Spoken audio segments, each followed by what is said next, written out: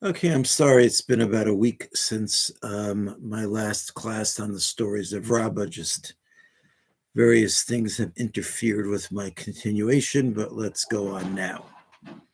We are now on Daf Ayin Gimel Amud Beis, page 73b in Bava Basra, and we're on the second to the last narrow line on the page.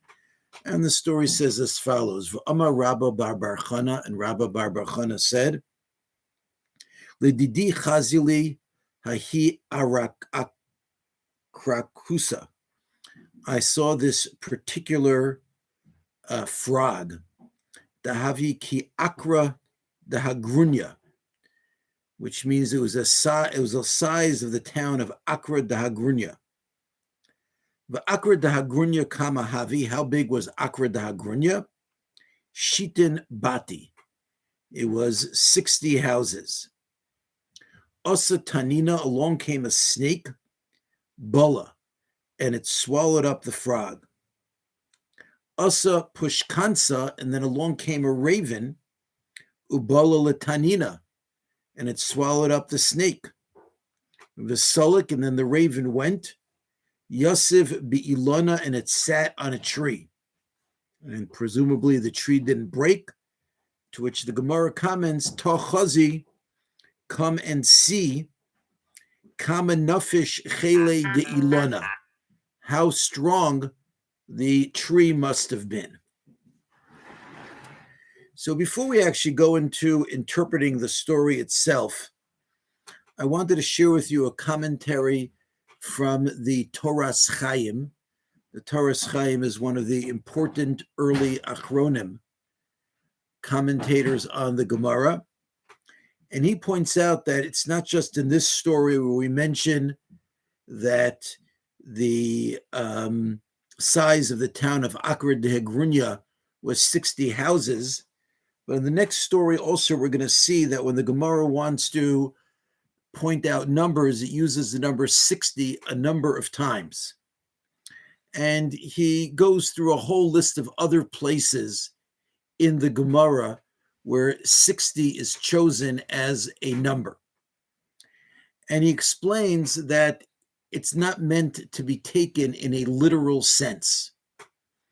But we have a halachic principle of bittul b'shishim, that, for example, the classic example would be that if a piece of non-kosher meat would get mixed up in 60 pieces of kosher meat, we say that the non-kosher meat is batel. It is nullified in the face of the kosher meat, and we can just act as if it's not there. That's the concept of bittul. So in the same way, it's saying that there were so many houses in Akra D'Hagronia that one house was like it didn't exist whatsoever. Or the next city, next story where it talks about the destruction of a whole bunch of cities. It means that there were so many cities that the destruction of one city would have been completely unnoticeable because of the presence of all the rest. Moving on now to the interpretation of the story.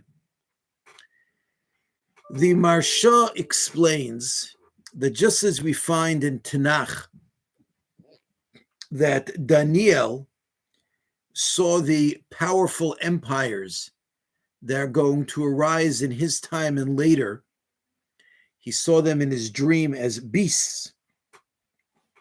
So too, this great big frog that Rabba saw is a metaphor for one of the empires that was going to rule after the time of the destruction of the second Beis Hamikdash. A frog is, in Hebrew, it's called a tzfardeya. And the Zohar tells us that the word tzfardeya means tzipor deya.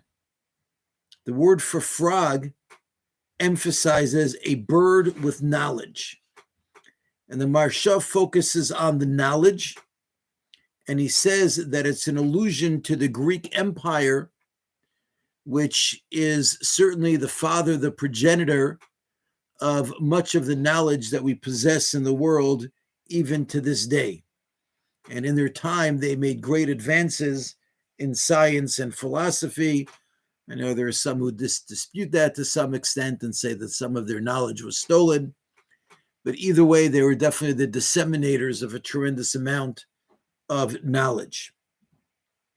And he says that the 60 houses of Akra D'Hagronia represent the various states that were captured by Alexander the Great. Of course, his empire didn't last very long because he died young. And immediately following Alexander the Great, the Roman Empire came into ascendancy. And he says that the Roman Empire is symbolized in this story by the snake, which swallowed up the frog, because the Roman Empire swallowed up all of the Greek and Macedonian conquests. And it's referred to as the snake because he understands that the Romans represent the Sitra Achra, the side of Tumah, of impurity, because they were the ones who destroyed the Beis HaMikdash. And then finally, the raven, he says, is Islam, which is an unkosher, the Islam is unkosher from its mother's side, not its father's side, and took Eretz Yisrael away from the Romans, but that was in the merit of Avram Avinu, who was Vayita Eshel, planted a tree, and that's why the raven went, and even though it's an unkosher bird, but it landed on the tree because of its merits of being descended from Avram Avinu. And when the Gemara concludes by saying, look how strong the tree must be, it means look how great the merit of Avram Avinu must be, that his descendants of Islam, even to this day, have such a great empire. Rabbi Nachman, Kedarko, as his usual way, takes a very different approach to understanding this Gemara. And Rabbi Nachman begins by saying that if a person hears a song from someone who is wicked, it makes it more difficult for the person subsequently to serve Hashem. By contrast, if he hears a song from someone who is righteous, then it will make it easier for him to serve Hashem moving forward. The Sefer Kovitz Mabue Nachal explains that the reason for this is that music has its roots in very lofty places and can draw a person to very holy ends if the person is playing the music from a holy point of view. And in the hands of the wrong person, it will draw the listener to the klipos. And he says that's because music has the ability to wrap itself around the mind and heart of a person and to influence and inspire the person. And he points out that you see this because you'll notice people who, even if they're not really listening to music, they're busy doing something and there's music playing in the background, and you'll notice all of a sudden they start tapping their hands and they start moving themselves to the beat, because no matter what a person is doing, if there's music playing, that music is going to influence him in some way. And he says, furthermore, we know that everything that we see and experience has an effect on us internally. Rabbi Nassan further explains in Likutei Halachos that we also see this in the fact that the entirety of Sefer Tehillim, which is the book about connecting to Hashem and developing a relationship to Hashem, it's all about David HaMelech's desire to connect to Hashem. It's all predicated on music and sound. That's why so many of the prakim of the chapters of Tehillim begin with a word, let's say, like La Menatseach, to the conductor, because music and sound are essential connecting to Hashem. That when David HaMelech is in trouble, we find him using all sorts of expressions about how he cries out to Hashem.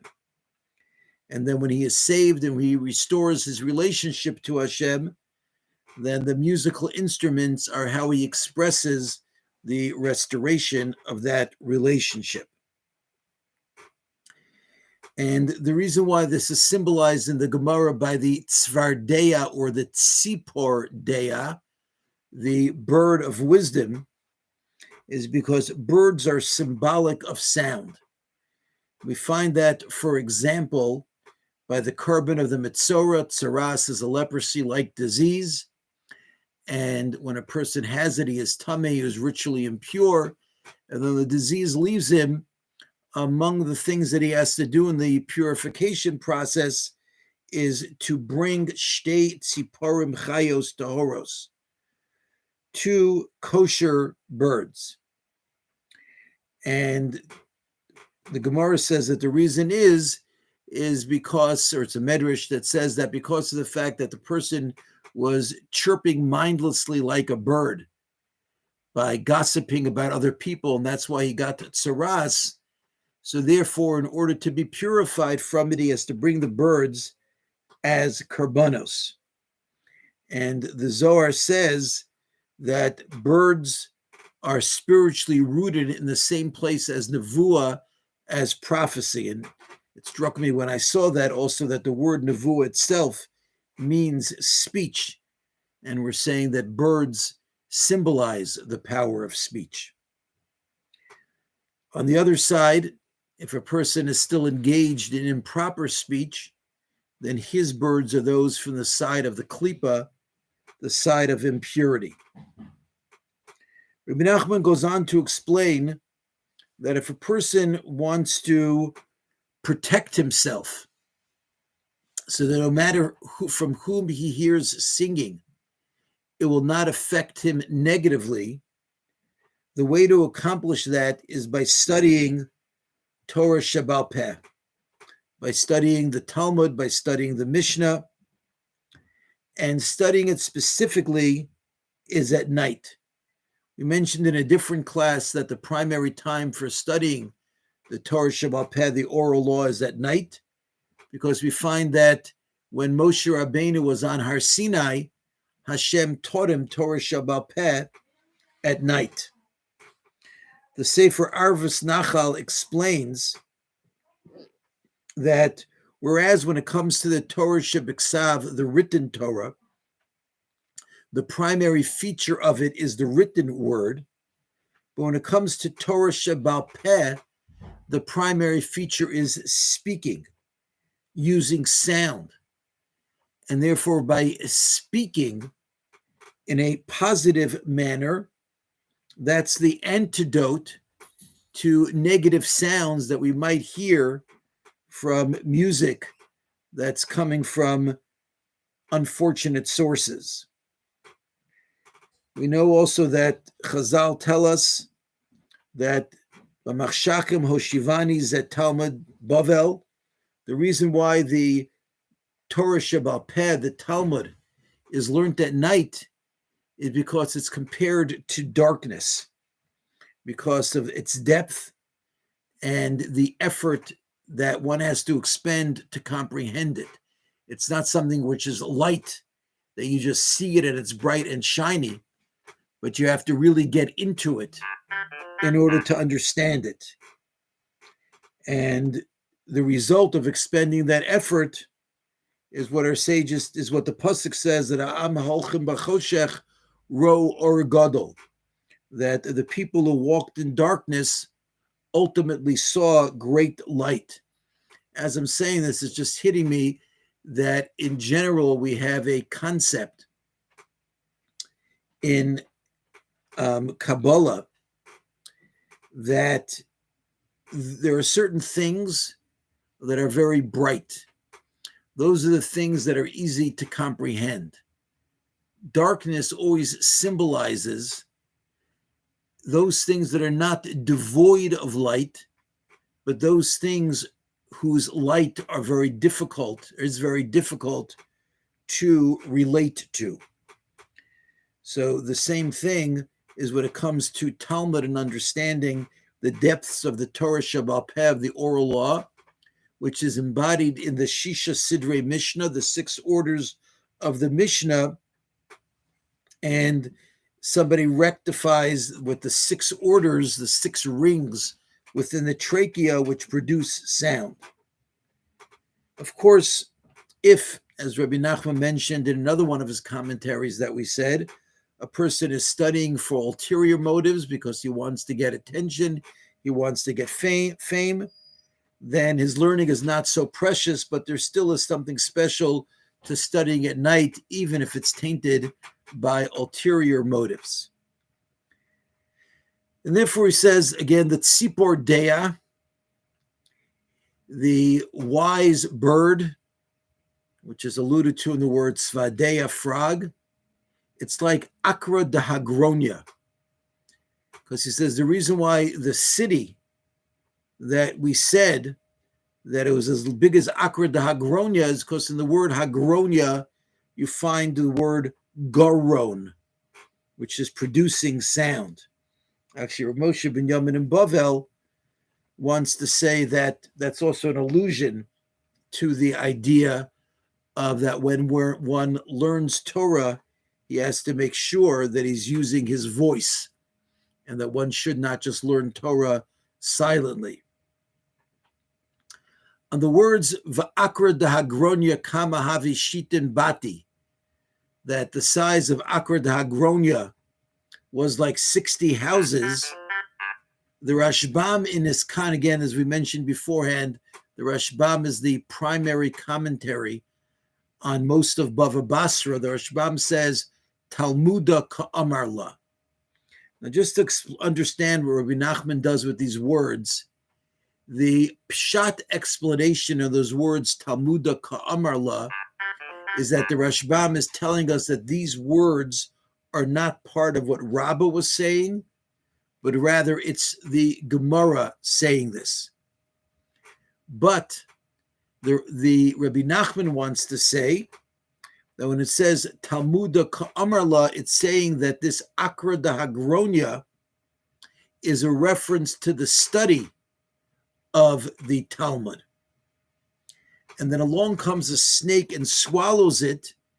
And now the Rashbam says Rabba Ka'amarla, which again in Pshat means that this is no longer a statement of the Gemara, but it's Rabba speaking again. But Rabbi Nachman explains it to mean that it's coming to tell you that a person who spends his time at night studying Talmud will become a Rabba, will become a great person. However, there's a little bit of a catch to that. And that's why along then comes the snake. Because someone who becomes great from his study of Torah is likely to be swallowed by his own ego, represented by the snake, which can be the result of someone studying for fame. And at that point, the Torah will not protect him as much from the improper music that he's listening to, and he's swallowing up the Tzipor Dea. His ego is destroying that bird of knowledge that comes from proper learning. But if he is learning at night, then the pushkansa, which is an orev, a raven, which has the same root as erev, then it still protects him anyway. And that's why he sits on the tree, because as we saw earlier from the Maharsha, the tree is an allusion to Avram, and the chesed of learning at night can protect him somewhat, even if his learning is for ulterior motives. The Gra actually mentions, when speaking about the frogs, that the reason why the Egyptians were punished by the plague of frogs was in retribution for preventing the Jews in Egypt from studying Torah, Alternatively, another version of the Medrash says that the Egyptians prevented them from davening, from praying. That because they would not allow the Jewish people to use their voices in a positive manner, they were punished by voices that were very annoying. One more interpretation from this time for Moshe Binyomin of Bavel. He wants to say that this whole story is an allusion to Yaakov Avinu. He's again the Akra Kusa, the Tzvardeya, which again, like we saw by Rabbi Nachman, is the tzipor, is the bird. But he also says because the word tzafra means morning. And why is morning an allusion to Yaakov Avinu? Because he's the one who told the Malach, you have to let me go because it is morning. And also, like the morning, Yaakov is the one who started spreading the wisdom and creating a shine all over the land. At the end of his life, Yaakov Avinu ended up in Mitzrayim. Mitzrayim is the land where Hagar came from, Hagar, the wife of Avram Avinu. That's why it's called Akra D'Hagronia. Hagronia having the root of Hagar. And Mitzrayim ended up being filled with 60 myriads of Jews. Those are the Shitin Bati, the 60 houses that made up Akra D'Hagronia. But they were swallowed up by the snake, that's Paro. Paro is referred to in the Navi as Hatanin Hagadol, the great snake. But then along came the raven and swallowed the snake, that's Moshe Rabbeinu. Why is Moshe Rabbeinu called a raven, an orave? So one reason is because, as we mentioned beforehand, well, first of all, ravens are an orave and they are black. And that's because they learn, and black in Hebrew is shachar, which is similar to the word for shachar, morning. So Torah scholars are like a raven because they learn both at night and in the shachar, in the morning, and also because they make themselves look haggard because of all their diligence of learning. And Moshe Rabbeinu led Klal Yisrael to Har Sinai, which is the Eitz Chaim, the tree of life. And that's where the bird sat. And you see how strong the tree is, because even though when Klal Yisrael left Mitzrayim, they did so with no merits for which they deserved to leave Mitzrayim, but they left Mitzrayim on the strength of the fact that they would ultimately accept the Torah. So you see how strong the Torah is, that it gave them the ability to leave Mitzrayim just on the promise of it. Thank you very much for listening. Have a good evening.